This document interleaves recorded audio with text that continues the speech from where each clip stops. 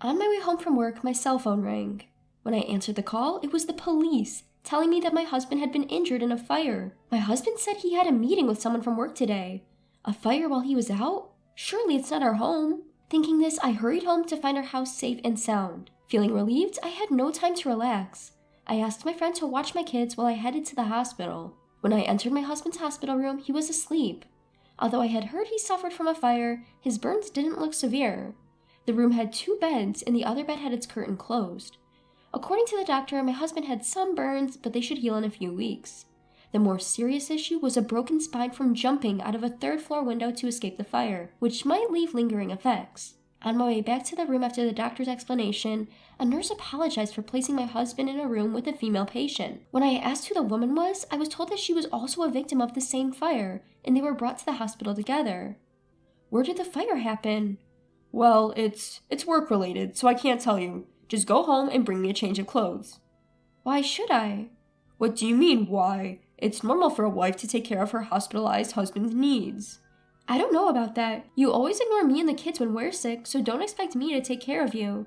That's a ridiculous excuse. While my husband was talking, the door to the hospital room opened. Someone I knew entered, and I was a little confused as the curtain to the other bed was opened. Seeing the person lying in the bed, I was speechless. My name is Amy.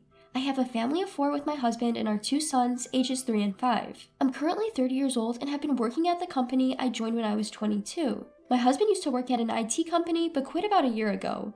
The reason, he said, was to adopt a more modern way of working. My husband quit his job without consulting me, which led to an argument, but he wouldn't listen, insisting that freelancing will bring in more money. When I criticized him for not discussing it with the family, rather than worrying about the income, all he would say was, "Don't worry, our income will increase." After quitting, my husband started freelancing from home. At first, things seemed to go well, but he gradually began to slack off. He wouldn't get up until noon and seemed to spend the late nights playing games in his office. Whenever I asked when he was working, he always said, "I have a duty of confidentiality, so I can't discuss my work with you, even as my family," and never gave me a straight answer.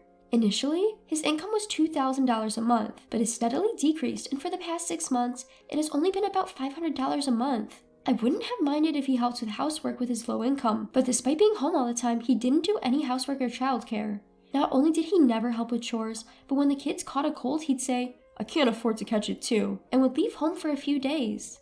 When I got sick, I asked my husband to take care of our son because I was going to the hospital, but he would say, "Why don't you just take the kids and go to the hospital?" And he locked himself in his workroom. With no income, no help with housework or childcare, and not even showing concern for his family, my husband was becoming unbearable. I thought about getting a divorce since it seemed the burden was only on me, and he didn't appear to be a good father to our sons. However, I was so busy every day that I could only make slow progress on preparing for the divorce, and I spent my days feeling frustrated. During that time, my husband, who rarely left home, began to go out more often, claiming he had errands to run and started keeping his cell phone with him at all times. I quickly noticed the changes in my husband and suspected him of having an affair. In the past, I might have been shocked by my husband's infidelity, but this time I secretly celebrated in my heart that I could use this to my advantage in getting a divorce. I tried to gather evidence of the affair to get a divorce on the grounds of my husband's fault, but it was difficult to obtain evidence from his cell phone since he never let it out of sight, so I gave up. I considered hiring a private investigator to take photographic evidence, but we were living on almost solely my income, so I had hardly any savings. Every day I worried about how to catch my husband in his infidelity, and I could feel the stress building up.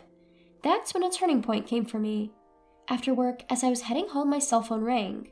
When I answered the call, it was the police, telling me that my husband had been injured in a fire. My husband said he had a meeting with someone from work today. A fire away from home? It couldn't be our house, right? I rushed home with these thoughts in mind and found that the house was safe. Although I was relieved, there was no time to relax. I hurriedly went to pick up my sons and called my friend. I asked my friend if she could watch the kids because my husband had been taken to the hospital in an ambulance, and after dropping my sons off at her house, I headed to the hospital. When I entered my husband's hospital room, he was asleep. I had heard about the fire, but his burns didn't seem too severe. The room had 2 beds, and the curtain was drawn around the other bed. As I was standing there in a daze, a nurse came in and told me there would be an explanation from the attending physician, so I left the room. The doctor said that although my husband had some burns, they would heal in a few weeks. What was worse was the broken bones. My husband had jumped from the 3rd floor to escape the fire, and the impact had fractured his spine with the possibility of residual effects. When I was told that there might be residual effects, the first thing that came to mind was that I should have divorced him quickly. I think I'm an insensitive person, but I couldn't even imagine taking care of my husband. As the explanation from the attending physician ended and I was on my way back to the room, the nurse apologized that my husband was sharing a room with a woman. When I asked who the woman was, I was told that she was someone who had been in the same fire as my husband and had been brought in together. Could it be that this woman was my husband's affair partner? I thought as I returned to the room and found my husband awake. Where did the fire happen? Well, I can't tell you because it's work-related. Seeing my husband hesitate, I became convinced that he had been with his affair partner when the fire happened. Anyway, go home and bring me some clothes. Huh? Why? Why? You're my wife. It's obvious you should take care of your hospitalized husband. Huh? I don't know about that. You ignore us when the kids or I are sick, so don't expect me to take care of you. That's a ridiculous excuse. As my husband was talking, the door to the room opened.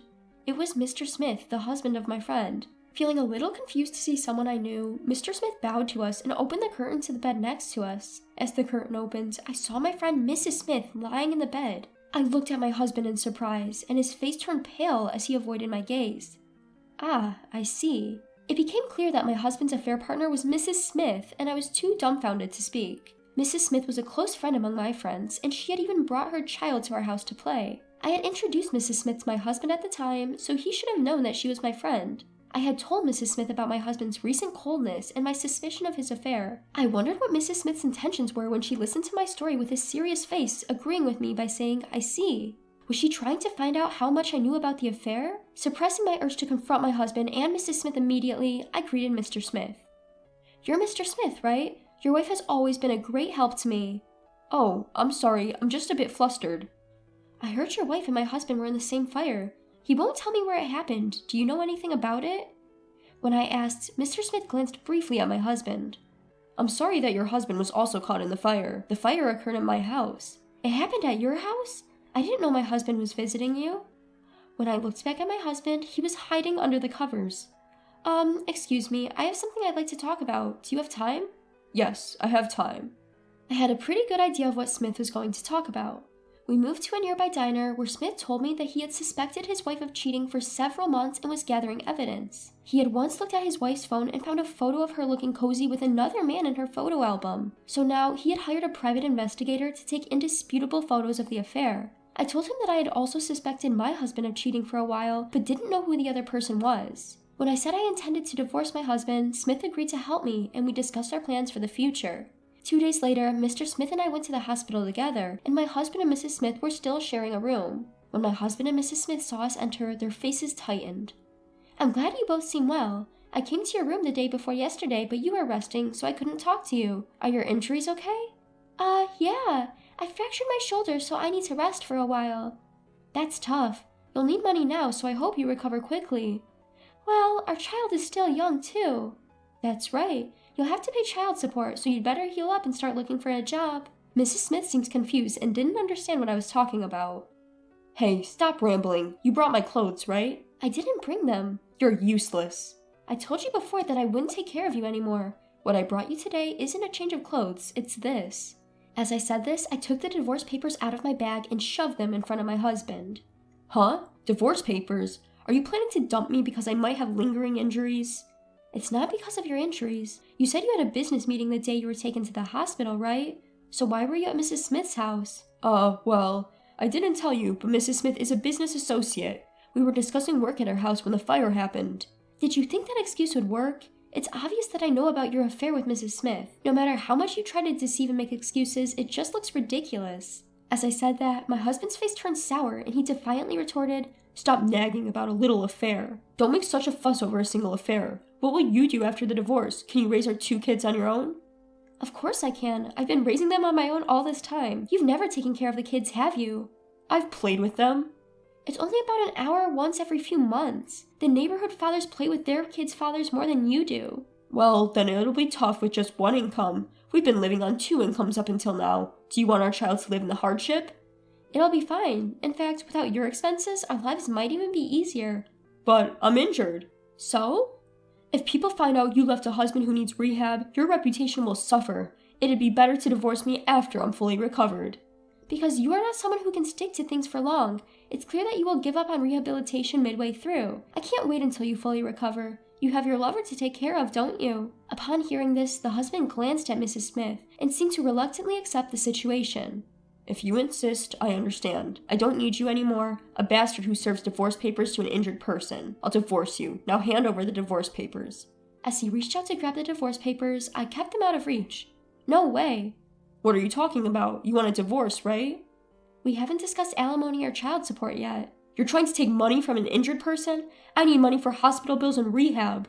"Oh, right. You better hurry up with rehab and start earning money to pay alimony. You don't have any savings, do you?" "Huh? No savings?" Mrs. Smith reacted with surprise to my words. My husband gave me a serious look and glared at me. "You said you had 4 digits in savings. You said freelancing was profitable." "I meant I have enough income to easily save 4 digits. I'm just spending it as soon as it comes in now, but I can save up money quickly." My husband desperately tried to make excuses. Although his current income was hardly $500 a month, I kept quiet because I didn't want to start a fight over it. Since they agreed to the divorce, I explained the future plans to my husband and Mrs. Smith. I told them that we had chosen a lawyer to consult about the compensation for the affair and that we would receive a certified mail from the lawyer later. Then we left the hospital room. As I returned home, I started preparing to move. While my husband was hospitalized, I went to thank the friend who took care of our children the day my husband was taken to the emergency room, bringing her a box of chocolates. I told my friend that my husband was fine, as he had been taken to the emergency room after the fire at Mrs. Smith's house, but was not in life-threatening condition. Moreover, the mom friend offered to take care of our children if things got difficult, so I also told her that I planned to divorce and move because of my husband's infidelity. Although I didn't directly mention that Mrs. Smith was my husband's affair partner, my friend seemed to understand. Of course, I intentionally made it obvious to my friend, but there were a few people who knew about my husband's involvement at Mrs. Smith's house fire, so the rumor would have spread even without me saying anything. Later, as we planned, I asked the lawyer to proceed with a divorce, but we couldn't easily decide on the compensation and child support amounts. At first, my husband boasted, "I'm a freelancer, so I can work from bed even if I'm injured. I plan to work all day because I'm free. I might even make over $100,000 a year. I won't take you back even if I become rich." I had hoped that my husband's arrogance would make him pay the compensation and child support, but his hope of making $100,000 a year was shattered sooner than expected, and he started being reluctant to pay. He went from asking for an extension on the payment deadline to requesting a reduction in the amount, and eventually called me directly to plead. "Come on, $20,000 in compensation is too much. My infidelity is partly because you ignored me saying you were busy. Isn't $5,000 more reasonable? It's not that I can't make money. The clients who used to hire me stopped because I didn't meet the deadline once. It was just a few days late, so it's not my fault. I can't pay the compensation. If you really want the money, talk to those clients who stopped hiring me." "I've told you many times, talk to the lawyer about the compensation." I said just that and hung up the phone. After that, I asked the lawyer to tell my husband that we would go through mediation if the negotiations dragged on, and my husband easily accepted our terms.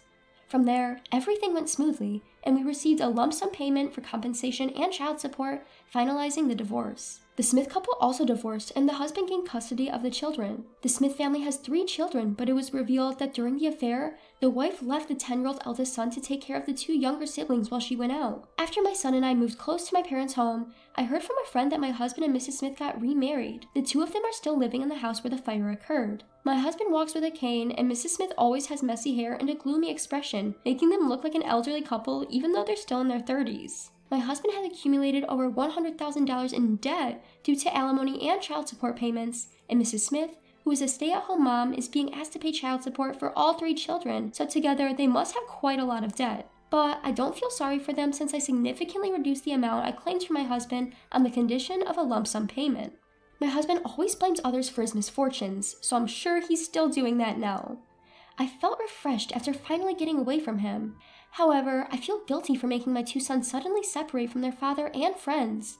At first, they were both bewildered in the unfamiliar place, but now they have become friends with the neighborhood kids and are having fun. On weekends, my parents come to visit and play with my sons, allowing me to have some time to myself. Since my husband left, I now have more time, money, and peace of mind. Thanks to the extra resources, I can give even more love and attention to my sons than before.